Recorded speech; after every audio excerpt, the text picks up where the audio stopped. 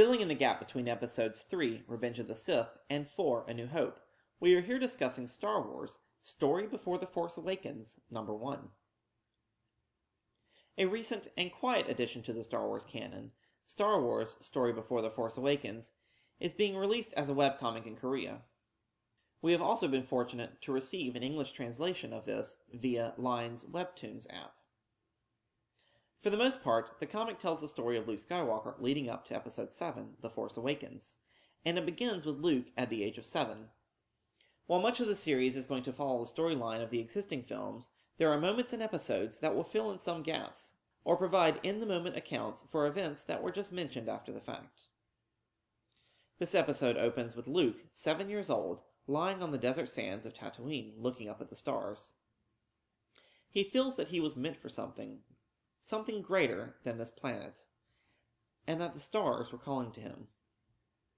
Having gone out to see the meteors that his friends at Anchorhead told him about, his uncle comes up to him saying, "What are you doing here?" Owen Lars, trying to tell Luke about the dangers of the planet, brings Luke back home, saying that they will talk more tomorrow. The next morning, Owen tells Luke that he cannot watch and protect him forever. Against Beru's wishes, Owen tells Luke that he will take him up to the farm and teach him how to use a blaster rifle. Skipping ahead a few years, Luke is now 13 years old, bullseyeing womp rats who are eating away at the power cables going to the farm. Owen admires how Luke is one of the best sharpshooters on the planet, to which Beru responds, "It's a hidden talent, like his father." Beru is concerned that the secret of Luke's parentage will not remain a secret very long, while Owen wishes Luke to stay with them forever to protect him. Beru knows in her heart that Luke is going to someday leave them and travel the stars. Then comes the day that fate would catch up with Luke. He is out on a dewback with his friend Wendy, having traveled a bit too far out of town. Wendy has not been mentioned in canon stories yet, but he is one of the friends Luke hangs out with frequently in Tatooine. Wendy was shown in a deleted scene from Episode 4, A New Hope, and is mentioned in the original script for the movie. His inclusion here brings him back into the realm of canon, and potentially puts original script's unused scenes into canon as well. Unfortunately, Luke and Wendy were caught in a sandstorm, which knocked both of them and their dewback out. Luke, coming around, wonders where he had found himself, only to come face to face with a crap dragon, one of the most fearsome creatures of the Tatooine desert.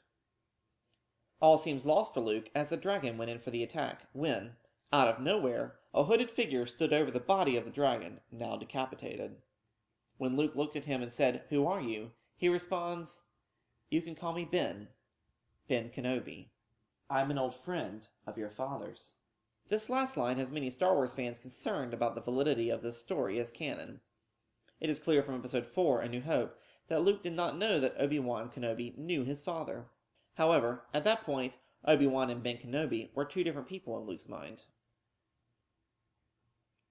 However, it is our belief that this line was not actually heard by Luke.